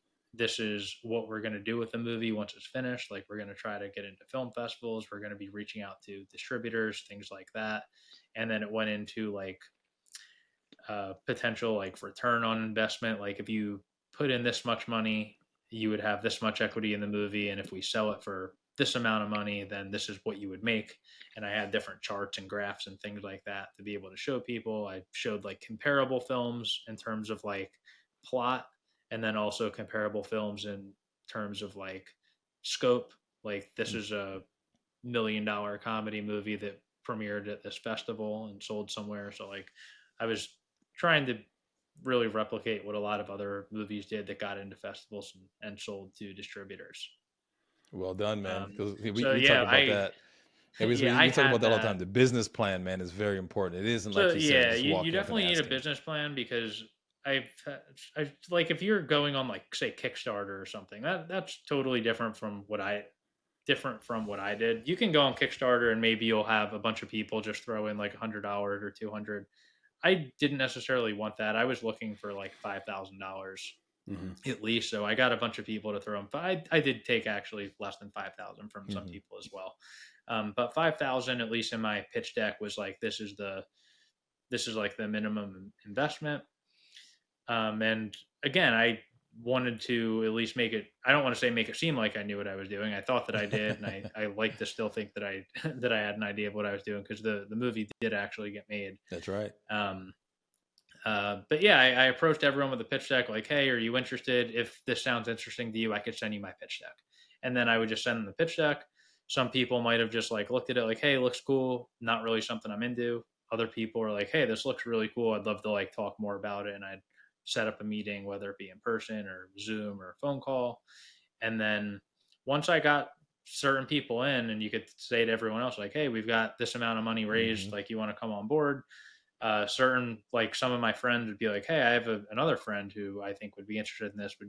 Can I introduce you? And yeah, absolutely. And then there definitely were a bunch of people actually that ended up investing that I did not know and I met through other investors in the movie. So cool, man. It's cool to have the friends of friends too, right? Because you know that the only reason they know about it is because that friend was excited for you, right? So having people on your team who are really excited for you and rooting for you, you couldn't have done better. All right, Yeah, no. last Even one for you, man. I was gonna Go say go ahead. one last thing to add into that. Please. Yeah. So again, I went to school for business. My minor was in film, and I live in New Jersey, so it's not like I was one of these. I have some film friends, but it's not like my main group of friends are like actors and comedians and like creatives. They're mainly my friends from college or high school that nobody has anything to do with film Yeah. or entertainment. So I'm like the one person that does that. And that means one, people think that I don't necessarily want to say they think it's cool, but it's something a little bit different. Like Yeah. filming a movie in New Jersey is not now with the tax credit, like Papa Bear mentioned, New Jersey has a great tax credit now. So there are more movies coming to Jersey, but again, if you go into Hollywood, you probably see tons of movie filming. In New Jersey, it's still like a cool, exciting thing. Like, oh wow, a movie's filming here.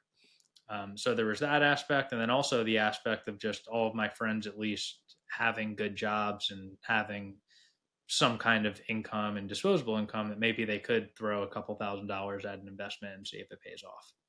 Cool. Yeah, that's perfect, man. All right, last one. We're gonna close it out. So I know on Plan B you had you as I guess director, writer, producer. You did bring a producer on, but correct me if I'm wrong. You didn't have a casting director, right? We did not.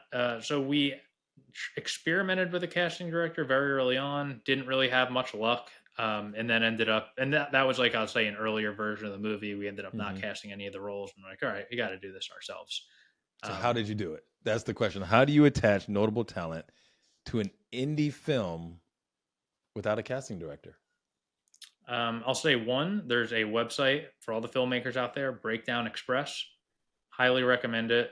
Okay. The majority of the roles from Plan B were on Breakdown Express. To be honest, some of the more, I'd say, recognizable actors, John Heater, Tom Berenger, they're not from Breakdown Express. But Breakdown Express, a lot of actors and actors that people will recognize do still get submitted there through their agents.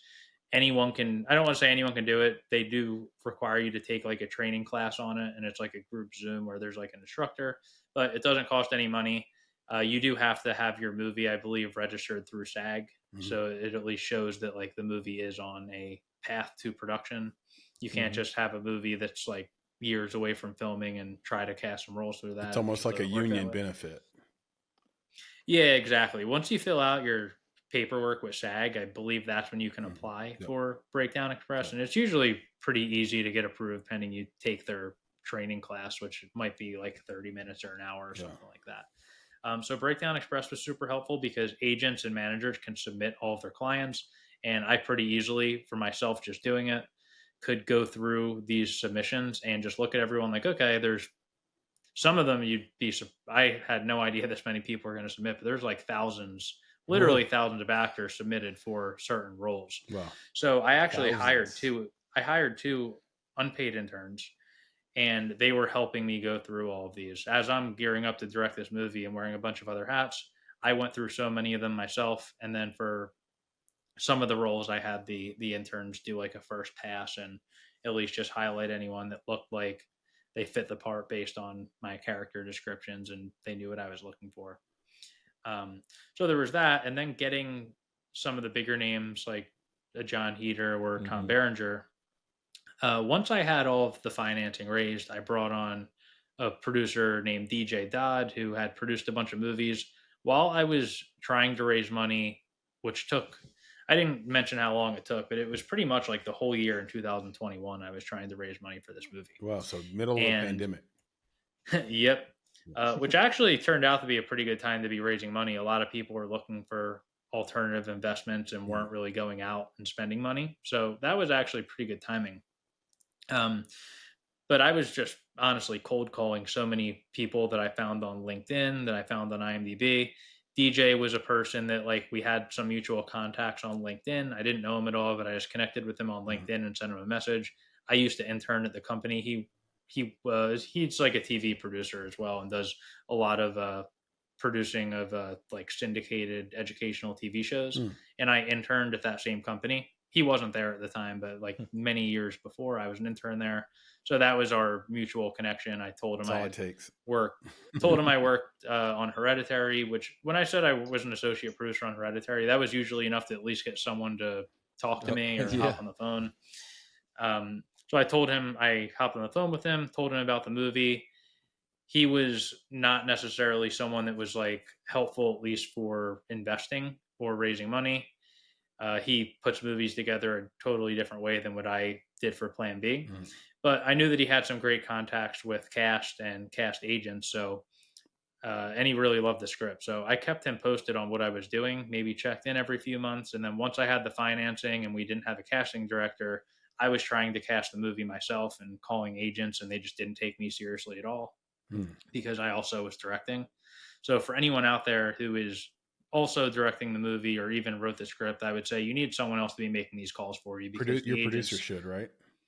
Yeah, and I actually am the lead producer on Plan B. But even with that, when I'm talking to an agent and they ask who's directing, and I tell them that I'm the director, it just does not seem like it's a real movie. So I needed someone else, and DJ, you could look him up, and he's produced like 30 plus movies, maybe even 40 movies at this point, with a lot of big name actors like Bruce Willis and people like that. So I brought DJ on board as a producer, and he was the one who was spearheading our casting efforts. I came up with a lot of ideas, like John Heder, I mentioned, was in my pitch deck. He's someone I wanted from the beginning, and DJ would be like, all right, who do you want? I'd say John Heder, and then he would call John Heder's agent and send the script, and John Heder wanted to do it. And it was like that, like say for like Shannon Elizabeth, and Tom Berenger was actually DJ's idea. Jamie Lee actually was interested beforehand. I believe me and Jamie might have at least talked on social media before DJ came on board, but I remember DJ coming on board and like negotiating a contract for her. So he also negotiated all of the contracts with the cast, which was great because I didn't have any experience doing that. Yeah, it's incredible. Shannon Elizabeth from American Pie fame. Tom Berenger has been in 100 things. Really talented, really talented actor. And of course, John Heder from Napoleon Dynamite fame, but also he has several movies where he's been really Benchwarmers, Blades of Glory. Blades of Glory was so underrated. There's a classic one. Yeah, so, that's a great early 2000s. I was going to say that. It's Step Brothers. Yeah. Right in the that's the movie that had the famous line. No one knows what it means, but it gets the people going. That's from Blades of Glory. And so really it's provocative. Yeah, it's provocative. Yeah, that's I think that line came from Blades of Glory, which of course Kanye West used down the line as a sample in the Watch the Throne album. I think is where that came up. So yeah, you hit it with a great cast, man. Wow. Yeah. Congratulations, man. Thank you. I will also say a shout out to Vernon Davis, NFL player. Oh yeah, former NFL player, former tight end for the Niners. Yeah, Vernon is in the movie as well, and he's super funny. Wow, Vernon Davis acting. Okay, I love Vernon Davis, and we have to check this thing out. We can't wait to do it and see it. Hopefully, maybe right after, maybe in a few minutes here, you could tell everybody where they can watch it. And are you going to try to put it in theaters again, or is that just done? Is it just all digital from going forward?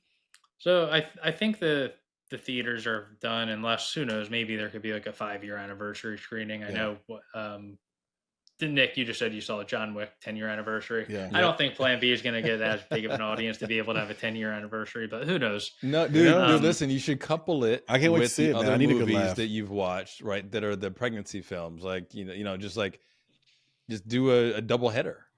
What's the Katherine Heigl? Exactly. Yeah, maternity month or something. Yeah. We were There just you talking go. about starting a day. It could be like National Pregnancy Movie Day. Pregnancy Movie Day. Like that. It's a thing, bro. Let's do it. Let's make it happen. And then everybody watch Plan B and those. What's the Katherine Heigl movie with? Knocked Up. Knocked Up. So you watch Knocked Up, but you watch Plan B first. There you go. Watch Yeah, Plan Baby B. Mama. There's a lot. Baby There's a lot of Mama? good pregnancy movies out there. I've watched all of them. Baby I know Mama. you have. Like you gotta send that list to me, and we can put that in the notes too. Like here's all the Yeah. pregnancy movies you gotta watch. I think this is. Yeah, I I've think watched we're some onto good ones. something. Yeah, send the Yeah. email the list for sure, man. Like that's I'm kind of this is starting Nick. This is starting to warm up for me. This is Yeah. this is a what they call in business a going concern. This is Right. this is something happening. Okay, so before I ask you, and thank you for the Q&A, Nick. That was awesome. Before I Well, ask, actually, and Brandon- before yeah, yeah. I Go also ahead, Brandon. realized, hop I'm in. sorry to interrupt, but No, I please. didn't say any of the places Plan B actually is playing. Oh I just said that it wasn't at the movie theater. So right now, it's available to buy or rent on Apple TV. yes. It's on Microsoft. It is on Google Play. Fandango at home, which is also Vudu, and it's on YouTube TV and YouTube Movies. So if you have YouTube TV and search it pops up. But if you don't have YouTube TV, you can just go to the movie section on YouTube. It's available to buy or rent. Yeah, and I have YouTube TV, so I'll do that right away. And by the way, you said his name was DJ Dobbs? You say DJ DJ Dodd was the producer. DODD. DODD. So shout out to DJ Dodd. So I just want to make sure I say that. Yeah, he definitely was. Yeah, DJ was very helpful in getting a lot of our cast. Yeah, 100%. I know that you mentioned the number one thing you learned about directing was, be a leader. What does that mean? Be a leader for all those would-be directors watching. It really means just to be the person on set that everyone else is trusting and be comfortable in those shoes. Like there were certainly some times early on while filming Plan B where you're thinking like I recently turned 30. We filmed this in 2022. So I was 27 when we filmed this movie. Yeah.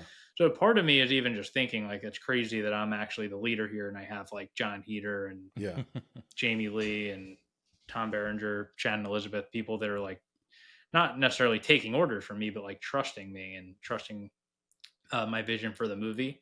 So being a leader is like if a problem or something comes up on set, not only find a way to handle it, but also do so in a way that's going to keep everyone calm. And like, say, if something goes wrong, you don't really want to let everyone else know that there's a problem. There were definitely times. So say a problem popped up on set.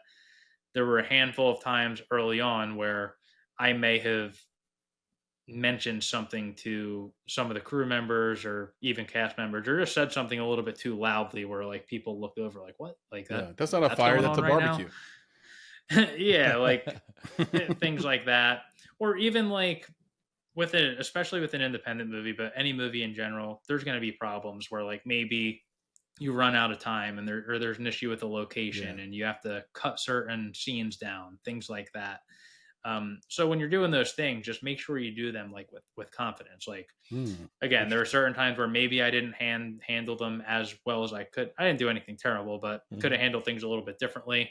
Maybe freaked out some of the cast or crew members. And then there were times towards the end where, say, we filmed the movie in 15 days. So say one of the later days of shooting, I remember there was a time where it was looking like we weren't going to have enough time to make our day without going into overtime. And I was like, you know what? These two scenes are like, one of the scenes isn't like, there were two different locations for it. Like they're talking on the couch and then they go to the bedroom. Or you know what? They're talking at a dinner table, then they go to the couch, and then they go to the bedroom. I was like, you know what? Let's cut the couch scene and just put that dialogue at the end of the kitchen table scene. It saved us probably an hour of having to do the company move, even though it's within the same apartment. And I remember I did that and I kept calm. I think maybe the AD is like, hey, we're not going to make our day. And I was like, all right, give me a little bit of time. I'm going to think of what to do. I did that. And then like a couple people from the crew, like I had walk up to me at the end of the day, like, wow, that was like awesome that you did that. Like the whole movie's not affected at all negatively. And it really just made a lot of people happy. Earlier on, I remember at one point I was like, oh man, we're definitely going to overtime today.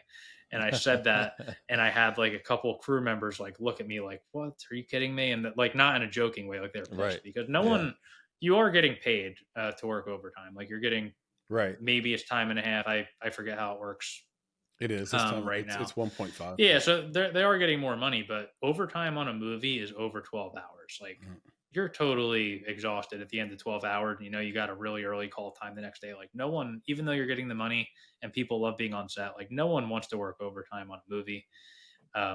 So I remember saying that, and it really like, I don't want to say upset, but it killed the spirits a little bit for a few crew members. Like, oh man, we're going to be here for like 4 more hours. Killed morale a little bit. So just being a leader, I think, means just being like someone that everyone can look up to. And even if you don't know, even if you don't know what you're doing or don't know how to handle it, at least like make it seem like you do. Just because again, you're the leader and you need all these people to trust you, and they are trusting your vision. So I think it's the least you can do. Yeah, modified, fake it till you make it, Nick. That's what. But I love the trust part. Like. Yeah, because he didn't come out of the gate saying it's I'm the one giving the orders. He said it's the people, it's the person that. I definitely grew as a person for sure throughout those 15 days of filming, because I never directed a movie before. I directed a short film that was totally different because it was like just three actors, and there was like probably 10 people in the crew. Like Plan B, we actually had like 40 plus cast members and tons of locations and pretty big crew for what it was. So it was definitely something totally different. And I had no producers on set besides myself. I mentioned DJ. We had another producer named Erica Hampson. Both of them had things pop up. Like DJ was actually never supposed to be on set. He was, I think, like getting married. He got married like right before we filmed the movie and was on his honeymoon. And then Erica got stuck on another movie because we were also filming like, I don't want to say peak COVID, but COVID was definitely still a very big concern while we were filming. And she was stuck on another movie that kept getting delayed. It was like a pretty big movie, so she just couldn't leave in the middle of their shoot. Yeah. I was managing things as a director and a producer, which I also wouldn't recommend for any filmmakers. Have a producer on set with you for sure. Well, good job, man. You've been absolutely, and shout out to your film Murder 101, your short film. Oh yes, and shout out to you, man. This has been great. This has been really tremendous. I really appreciate you giving us so much time. Before we go, I know you're starting a new comedy podcast. It's called Inaugurals. You want to promo that at all? What's that all about? Well, so my podcast is called the Joke Zero Podcast. It's Joke Zero. Okay, I thought it was called Inaugural. Sorry. Yeah, the Joke Zero Podcast. Yeah, so the Joke Zero podcast is meant to be an independent, I don't even want to say independent, it's meant to be a filmmaking podcast, but we do really focus on independent film. So the first season that we're putting out is 20 episodes long. The first 15 episodes are out now as of November 7th. Okay. New episodes are coming out every Monday and every Thursday, up until there's 20 total for the first season. After that, we probably will take a break, and maybe there will be there will probably be more episodes at some point in the future season. But it's hosted by Anna Roisman, who's a very funny comedian. She's got a small role in Plan B. And each episode features a cast member or a crew member from the movie. And they talk about, one, their experiences working on Plan B and what that was like. And then also just working in the film and entertainment industry in general, like how they got their start, some past projects they worked on. So like Jamie Lee talks about being a EP for Ted Lasso, and John Heder talks about being in Napoleon Dynamite. Kate Flannery, who is hilarious in the movie, I didn't mention her at all. She is Meredith in The Office. Yeah. So she talks a lot about that, like what it was like being in probably one of the most iconic comedy shows ever. So it really is just very fun. We have on pretty much everybody. Not only cast members, crew members as well. So DJ, who we mentioned, he's on for an episode.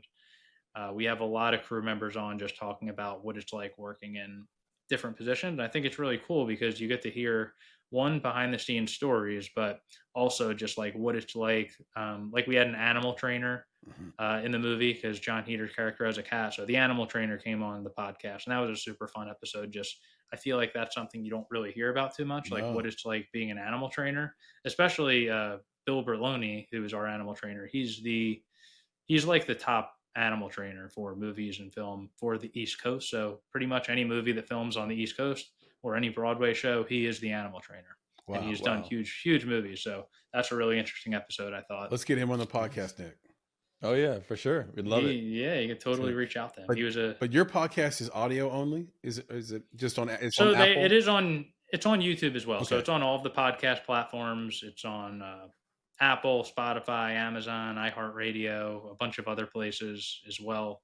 And it is also on YouTube. So there is a video element. It's honestly just recorded virtually through Zoom. So it's not like any crazy production value, but a lot of times it is cool just to see the faces. Yeah, you have a great podcast because you got a great cast in your movie. So Yep. Exactly. That's honestly why I did it, because I figured, like, what other time am I going to have an opportunity to get all of these amazing guests on any kind of platform? All at once. That's perfect, man.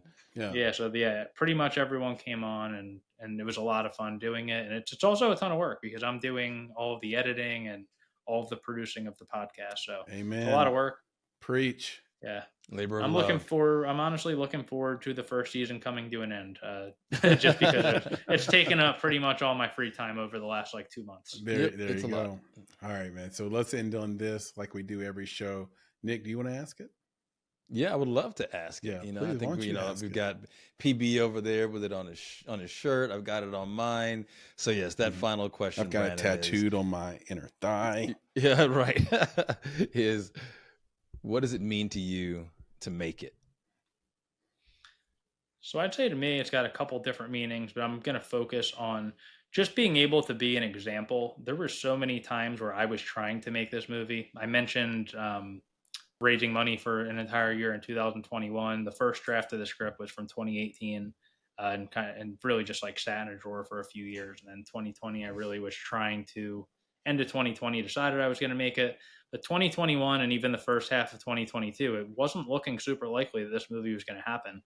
And there were so many sleepless, stressful nights of me just trying to find ways to get this movie made.